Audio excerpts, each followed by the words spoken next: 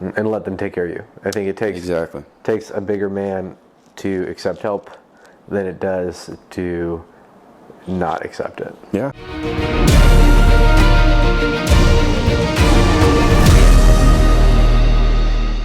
Welcome to the Savage Servant Podcast, and my name is Jason. My name is Nick. We're going to talk about accepting help today. We talked about this a little bit in our last podcast. Just kind of touched the surface, but I wanted to get into it a little bit more. It's really hard for dudes to accept help, whether it's from other guys, especially from their wives sometimes. Yep. And we were talking about if someone offers you help, a lot of times it's because they want to do something for you or they feel the need to help you.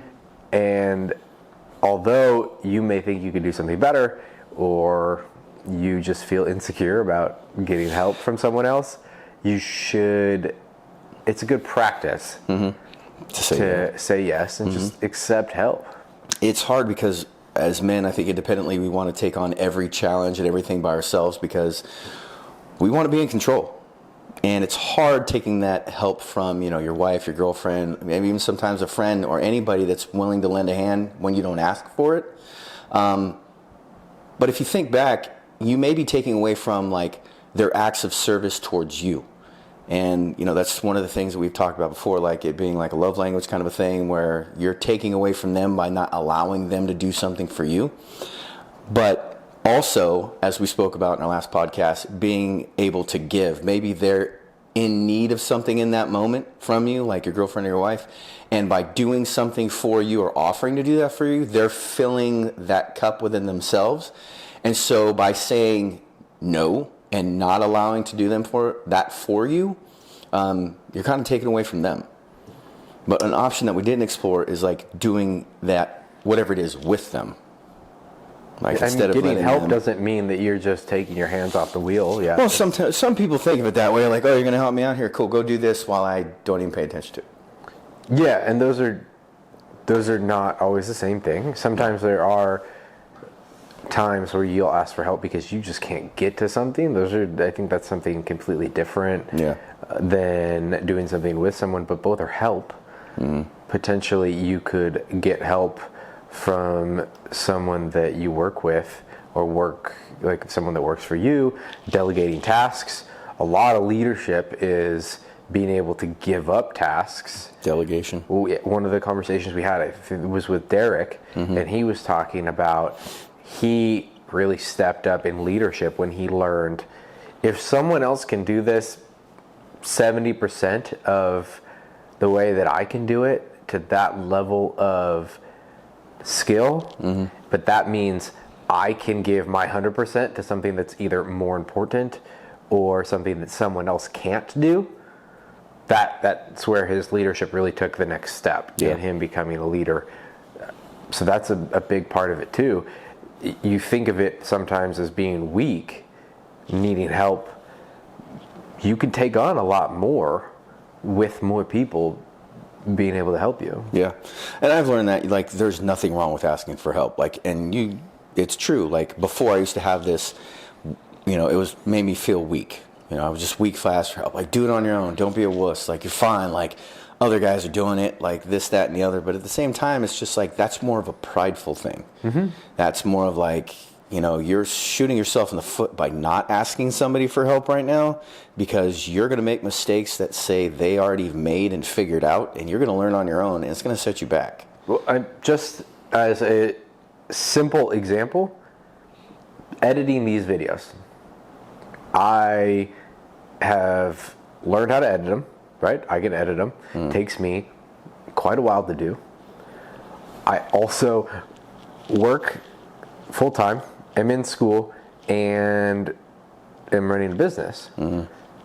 It got to a point where where's my time? Like, where can I really? And then I have a family. Yeah. So I'm gonna have to not do certain things in order to do other things. I have to prioritize those things. So I asked somebody who really knows how to do it. Hey, can we pay you to do it? can we get somebody to edit this for us? Yeah. Do I know how to do it? Yeah. But is it my time better served actually having good thoughts and living my life in a good manner and doing all these other things so that, number one, I can give real insights because I'm not spending my life behind a computer, right? Yeah. I'm living my purpose in my other missions. I just need, I don't have the time to do that and be fully present in everything else. Yeah. So the help is, hey, can you do this thing so I can do these other things? Yeah. It's not giving up. I mean, I'm not going to have somebody come and sit in this chair and talk. It's just the smart thing to do. It's allocating your time better. Well, and it's you're finding somebody who's better use. at it than you too sometimes, right? Yeah. Some people could do stuff way better than I can. I'm man enough to admit that. There's lots of stuff that I'm only good at a very few things. Yeah. But it's easier, like you said, it was, if something costs, say that took you 4 hours to do, but we could pay somebody $50 to do it. Mm-hmm. It's easier to go to work and earn that $50 in less than an hour than it is to sit and waste 4 hours of your time. Well, and it may take me 4 hours. It may take them 20 minutes. But that's what I'm saying. Yeah. It's just like now it only took you less than an hour to earn what it took to pay this guy to do it like that, and maybe even done better. Mm-hmm. And they have all that extra time to do, allocate to what you feel is obviously more important. Yeah, and I could be prideful and say, oh, I don't think anybody could do this the way that I do it. No. But number one, that's very foolish. It's very short-sighted mm-hmm. and egotistical, because no matter what you do, there's someone out there that can do it probably better than you. Oh, without a doubt. In the only difference being is in your personal relationships, like to your daughter, your wife, right? Yeah. Nobody's going to be a better husband that you are. Nobody's going to come and be a better husband to your wife than you are a husband, because that's not the way that works. Yeah. Right? There's certain things you can't delegate out. No. Right? So those are the things that you shouldn't, but get help in all the other things so you can do those things the best. Yeah. Yeah. Get a bunch of people that take care of all the other little stuff so you can, like you said, delegate towards the one thing you can't delegate to anybody else because it's your sole responsibility to take care of. I think that pride and that ego, have to die a little bit in order for that to happen. Mm-hmm. But the biggest thing that has to take place is self-reflection. You have to reflect on your actions and your words every single day so that you're not getting in your own way of asking for that help. Or when that help is offered to you, saying no. So it's just like, man, I should have, when he offered to do that, I should have said yes. Why didn't I say yes? And it's that constant, putting yourself in that check, being like, okay, well, this person's offering me help. Or, my wife is offering to do this for me, or my girlfriend, or my daughter, or whomever. Okay, are they capable of doing it? Well, yeah. All right, well, then why don't I just let them do that? Because there's something in them that is asking them to do it for me. Mm-hmm. And maybe they need something in that moment by doing it. And if that's the case, go for it. Yeah, it's just like it's my purpose in the relationship to do certain things. Uh-huh. It makes me feel like I'm doing the things that God has asked me to do in my relationship. Doesn't mean that my wife can't do it. Yeah. She doesn't need me to do it, but I feel like I'm feeling my part by doing those things. Do you feel like for the longest time, especially with you and I having very similar backstories, that God was offering us help and we constantly said no? 100%. And that now he's still offering us help, but we're asking him as well what we can do? Mm-hmm. Isn't that crazy how that you run from God until you don't, frame of mind right? has changed? Yeah. Huh? You run from God until you don't. Mm-hmm. And he will continue to put his hand out, and then he'll let you flounder and just wait until you put your hand out. His hand's still there. Yeah. But sometimes you your head's got to be underwater for a little bit longer before you reach up and try to grab that life buoy. Have you seen that? There's a picture or a painting that someone had painted, and it's like a guy's underwater, and you see his hand coming up, and you see Jesus on top of the water, and you see Jesus' hand break the surface of the water, like reaching for his as he's drowning. Mm-hmm. I haven't seen that. You haven't seen that? It's kind of along the lines of what you're saying. Like, I'm here the whole time. Like, even when you think you're drowning, all you have to do is stick your hand out, and I'm going to grab it. Yeah. I mean, he's never not there. Yeah. You just have to be willing to take that hand. And that's what, kind of the purpose of what we're talking about today is, like, not a lot of people are taking that hand. Yeah, men have a hard time with it. I have a hard time with it still. Yeah. In a lot of ways. One of the things that I was thinking of was when your kids ask to help you with things. Yeah. It's on a different line, but it's also opportunity for you to, them asking to help you is a good opportunity for you to help them in being just a dad, right? Teaching them how to do things. Sometimes it's the last thing I want to do is explain what I'm doing so that my daughter can help me do it. But it's like a real bonding experience. 100%. I never have regretted it. But you know that we get in these modes of like, I just want to check all these things off and be done. Yeah. And being present is somewhat really hard, or sometimes really hard. When I do it though, it's always worth it. Always, always, always. But over time, it's gotten easier.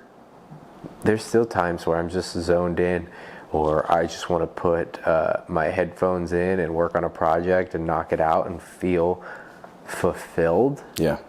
Because I want to do this thing. I want to see it come together because of my work. It's hard to take a step back and let them help. Let her help. My daughter wants help. All of the best conversations me and my daughter have ever had, where we're just like, she's not thinking about it. She's fully being open and not being guarded and asking me all sorts of personal questions, giving me complete insights into what's going on with her life, where we can have discussions and not be worried about, she's not worried about getting in trouble for telling me something or maybe saying something wrong. Like, she's just talking to me. Yeah. All of those conversations have been in the midst of her helping me do a project, whether that's like hand in hand doing something, me teaching her how to do it, or even standing, like I was up on a ladder one night putting in a light and she's handing me the screws. She's just standing there, just talking, like, and that's her help, right? She's just standing there with the stuff. Yeah. I very easily could just walk up and down and have my headphones in and do the thing, and I probably could get it done faster. But that experience is what I'm going to remember. I don't remember anything about the light, right? Yeah. Those things, got to have real conversations, and those are things that potentially wouldn't have been an opportunity for me to give her advice on those things or talk about my past and the things that I've done, what I learned from those things, without that experience and letting her help me. And those things open her up because I'm being open with her, letting her help, giving her a piece of what I'm doing, letting her in a specific way. So it's a back and forth. Yeah. It's that sharing of knowledge, the passing it down, creating that bond. Those are the things that are going to last, a lot longer than whatever the task was that you were doing together or showing her. You ever have that with your daughter, like where you let her help you with something? Yeah. And it's a weird bonding piece of it that makes it just, for some reason, you guys tend to be a little bit more open with each other. Yeah. And have realer conversations. My daughter and I, we share experiences like that. Like, there've been a few times where she's helped me out do certain things and I've had to show her. But now she's to the age where I think it's just, she uses it a lot. or she finishes a sentence that I say about instructing her on how to do something with "I know," and I'm like, I've had to stop her and be like, "You don't know. You need to please stop saying I know. If you knew, we wouldn't be having this conversation." Like, she just uses it, in a way as like, a response of saying, like, instead of saying yeah, she goes, "I know." I'm like, "You don't." But moments that my daughter and I have where she opens up like that, when we'll be driving in the car, and she likes to go on she's very much like me. She likes to get in the car and just drive. It's like peaceful for some reason. I you can listen just to music and just not have to say much of anything. But then there are moments where, like, I put on the song she likes to listen to, and we'll just, after eating dinner, sometimes we'll just go on a drive and we're just driving around. And that, in those moments, that's when she has those conversations with me, like, just, I'm still dad, but I'm not. And she's just talking to me in a fashion that's just very, like, kind of cavalier, and just being like, "Oh, so-and-so said this, and I really like this, and we're doing this in school," and, so on and so forth, which I check in. I talk to my daughter every day. I see her at least 4 or 5 times a week, even when I don't have her.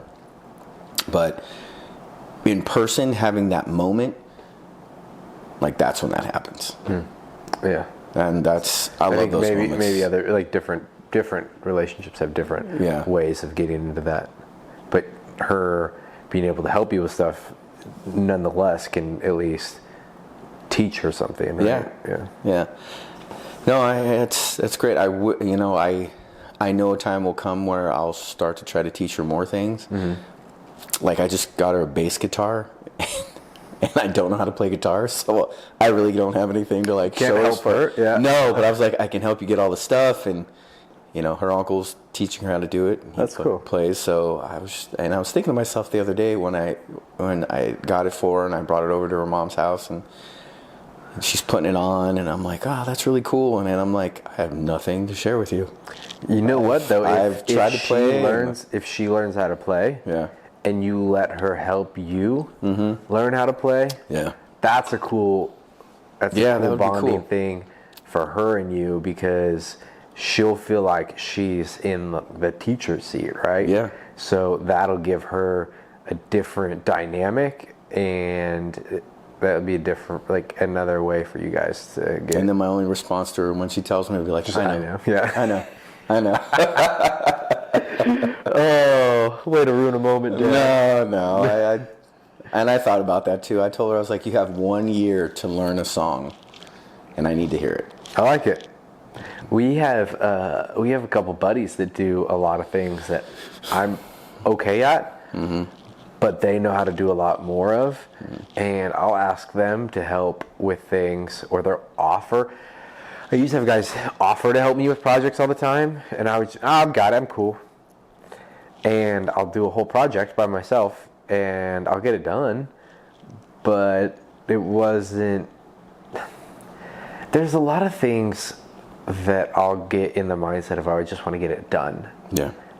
And I've realized very recently that if I allow others to come and do it, I'm not, like, here at the house, I'm trying to finish our house. We're remodeling our whole house. We're building fences, like building all sorts of things.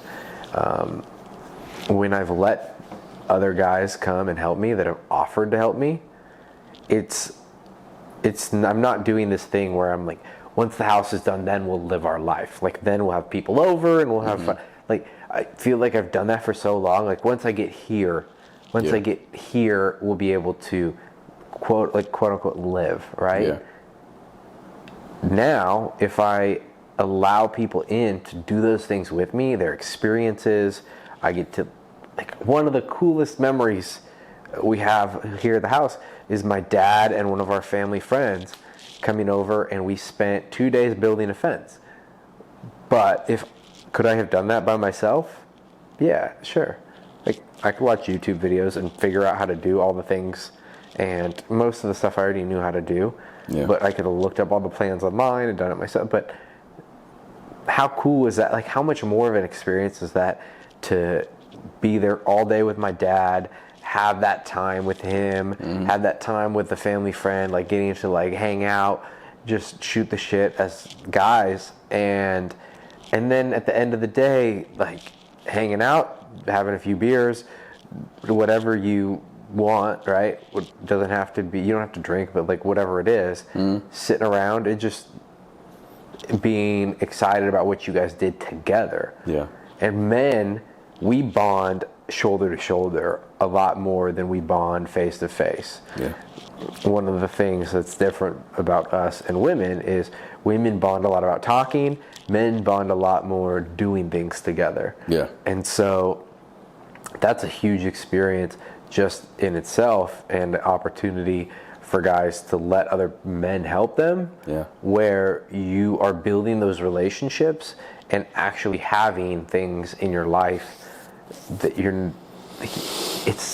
I don't know, it's just way less fulfilling, I think, doing it on your own. But I've always been in the mindset of like, I'll just do it, and then other people can see it, and then we'll move forward. But those are parts of it. Like now that I have people come over, help us with stuff, we let people in our house even though it's not finished.